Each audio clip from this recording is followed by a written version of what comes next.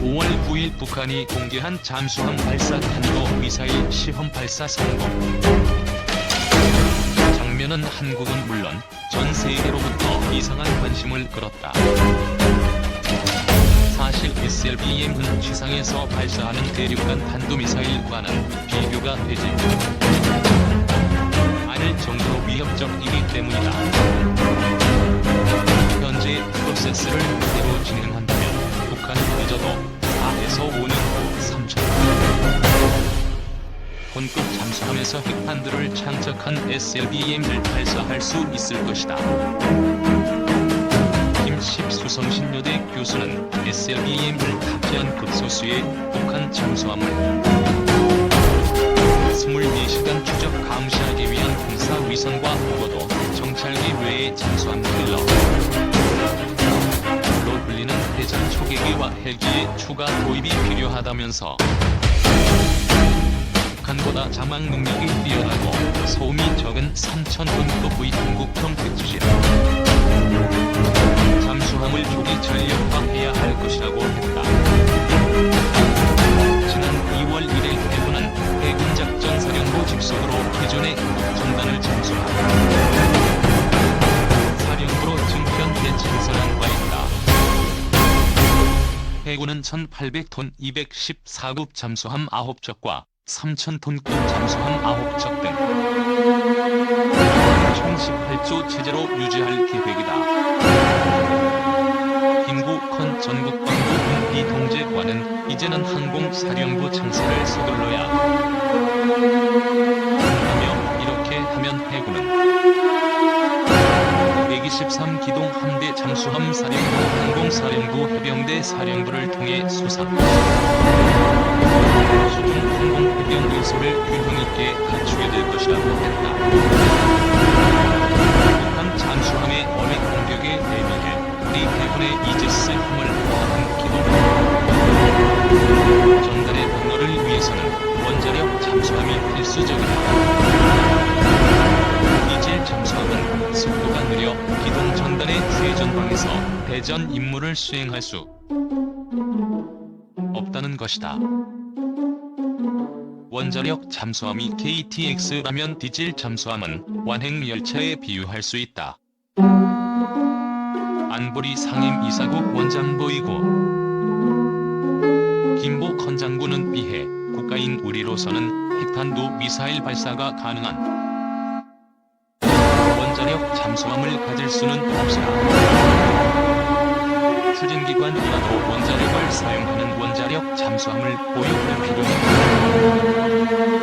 있다면서 이를 위해서는 미국과 길고 지루한 협상이 필요하고 이 협상은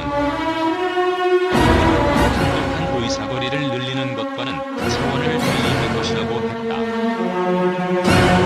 전 세계 잠수함 운용국 나는 39개국 운용 척수는 518척에 달한다.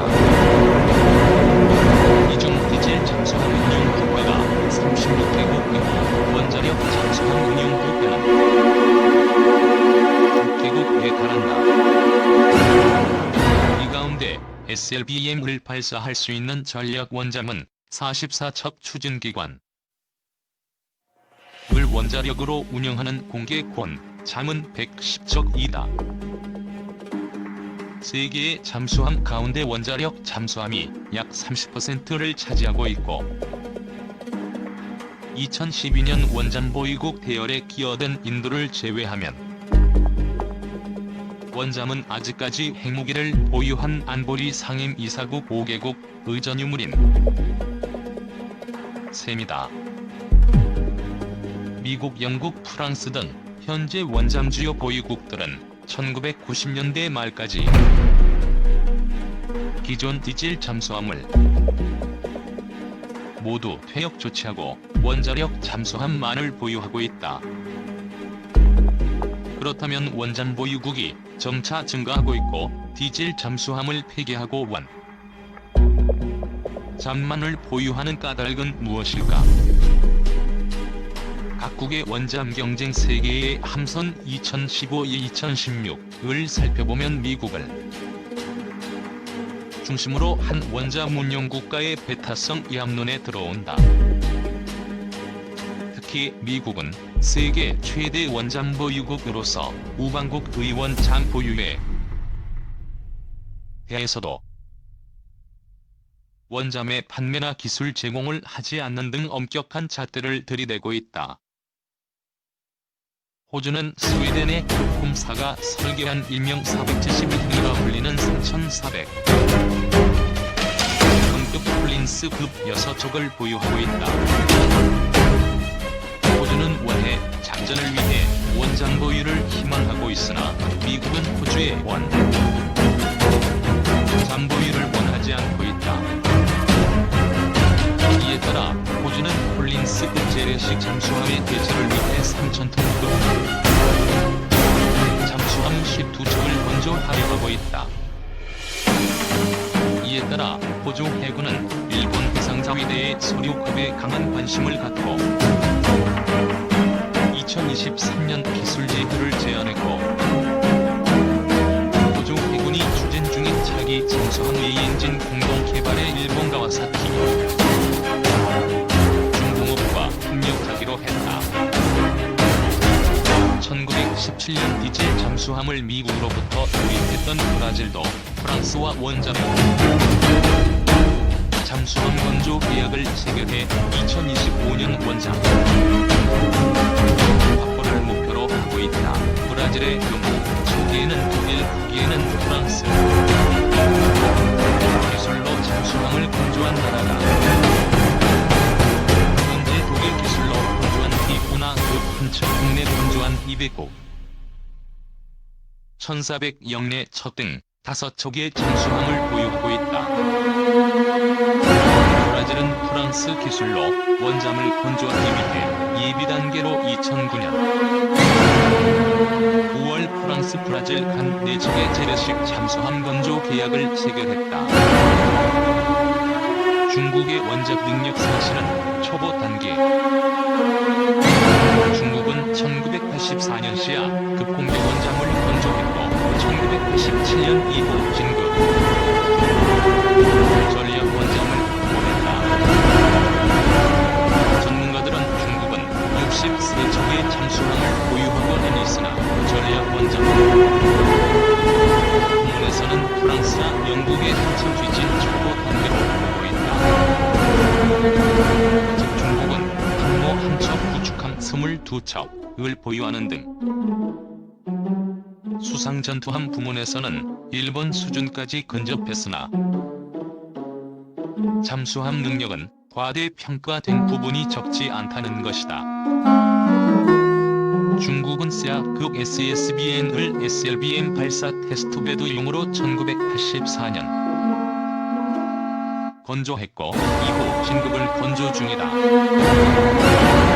SSN도 5,600톤 1급에서 6,000톤 상급으로 3척을 전력화하고 있으나 나머지는 3,600톤 한급 2,200톤 성급 1,600톤 민급 등 재래식 잠수함 전력이다. 북한의 신포급 잠수함은 바로 민급 잠수함의 성능을 목표로 한 것으로 알려졌다. 프랑스는 르트리오, 한국 SSBN 외정급이 쓰고 SSN 6척 등 총 10척 의원잠을 보유하고 있다. 프랑스는 원잠 내부의 콤팩트화 능력이 세계 최고 수준으로 평가받고 있다. 로비 수급은 실내 공간이 협소해 이후 현재 5,000톤 슈프랑급으로 넘어가고 있다. 프랑스는 1980년대 로비 수급에서 적 건조에 들어갔고 1993년 새 척을 취업 시킨 상태다. 이후 프랑스는 5,200톤급 슈프랑을 6척 건조 중이다. 이에 따라 잠수함 전문가들은 프랑스가 우비 수급을 브라질, 인도의 매물로 내놓을 것이라고 예측을 하기도 한다. 박정희 정부는 프랑스로부터 핵기술을 전수받으려 한 일은 공공연하게 알려진 사실이다.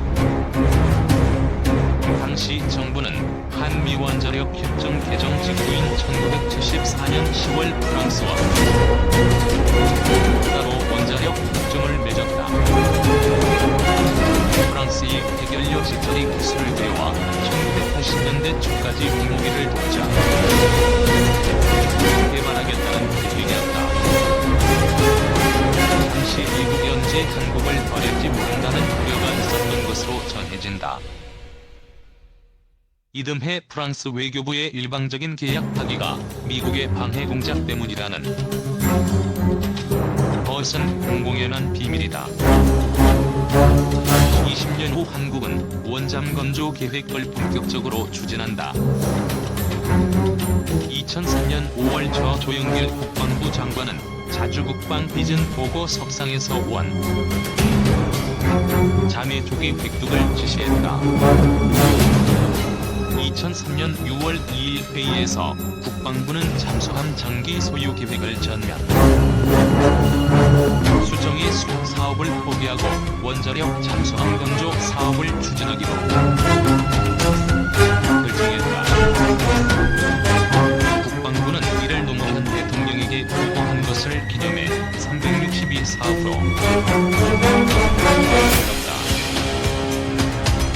당시 조영길 전 장관은 2009년 6월 기자와 만났을 때 원자력 잠수함 추진 계획을 지시한 경위를 묻자 북한이 백합산 공지 조약을 탈퇴하면서 1차 북핵 위기가 발발하자 당시 참전력 기획부장으로서 군 전력 증강 사업을 전면 수정할 수밖에 없었다면서 원자력 연구소 국방과학연구소와 협력해 3,000톤급 원자력 잠수함 건조 사업에 착수해 2008년 9월 실전 폐지한다는 계획을 수립했다. 증언했다. 주 전 장관은 1994년 국방부는 480억 원 이 원자력 잠수함 개발료 이미 예산을 편성해 원자력 연구소와 해대에 전달했다면서 이에 맞춰 1300km 사거리의 잠수함 발사용 순항 미사일도 개발했다고 했다. 폴비스 9번 장 벤치마킹 당시 사업단장으로는 웅근이식 트랜솔트웍스 부사장이 맡았다. 문 부사장은 국방부와 해군은 3조 5천억 원을 투입해 2006년부터 개념 설계를 마친 뒤 2007년부터 건조에 착수해 2012년 2에서 3년 간격으로 새 지역을 실전 폐지한다는 계획을 수립해보고 있다면서 즉 원자력 잠수함에 대한 개념 설계 허가가 떨어지고 원자력 추진 장치 개발 계획을 국방부 장관에게 별도로 보고하라는 지시가 있었다고 했다. 이를 위해 해군은 2003년 6월 해군 조험단 내에 원자력 잠수함 전담 부서인 362 사업단을 설치해 설계 및 건조 무장과 관련한 각종 현안 검토 작전 요구 성능 수립 등을 담당하도록 했고 에드의 박모 박사를 팀장으로 하는 잠수함 설계팀을 두었고 한국 원자력 연구소 산하의 김모 박사를 중심으로 한 원자력 추진기관 연구팀을 가동했다. 문 부사장은 에드 잠수함 설계팀이 잠수함 선체와 스펙을 만드는 기술을 이미 확보하고 있기 때문에 원 잠용 3,000톤급 선체를 만드는 일이 어렵지만은 않을 것이라고 했으나 잠수함 물그것도 우리가 한 번도 운항 경험이 없는 최첨단 원자력 잠수함을 국제적으로 설계 개발한다는 것이 말처럼 쉬운 것은 아니었다고 했다. 당시 우리의 잠수함 인프라는 외국이 설계한 디젤 잠수함의 도면을 가져다 건조 기술을 이전받아 겨우 건조할 수 있는 수준이라는 사실이 드러나면서 원자력 잠수함의 선체 설계 문제가 걱정거리로 떠올랐다고 한다. 사정이 이렇게 되자 관계자들은 프랑스가 설계 작업을 하고 있는 차비 원자력 잠수함을 주목했다고 한다. 프랑스의 로키스브 원자력 잠수함을 대체하게 된 이 잠수함은 수중대 피스톤 수가 4,000톤급으로 우리 군이 구성하는 스타일과 거의 비슷해 벤치마킹을 대상으로 삼았다는 것이다. 그러나 2003년 1월 10일 NPT를 탈퇴하고 영변 원자로의 재가동을 시작하는 등 제2, 2차核위기가 찾아왔을 때 국제원자력기구 사찰단이 서울에도 들이닥쳤다. 2000년 초 실시된 한국원자력연구소의 우라늄 분리 실험을 문제 삼은 것이다. IAEA는 당시 실험에서 분리된 우라늄 0.2g 중 절반인 0.1g을 갖고 2003년 9월 4일 출국한 데 이어 IAEA 2차 사찰단이 9월 19일 한국을 방문해 핵물질 실험에 대한 추가 조사를 실시했다. 3개월 후인 2004년 1월 26일 조선일보에 한국의 원자력 잠수함 개발 계획에 대한 기사가 실리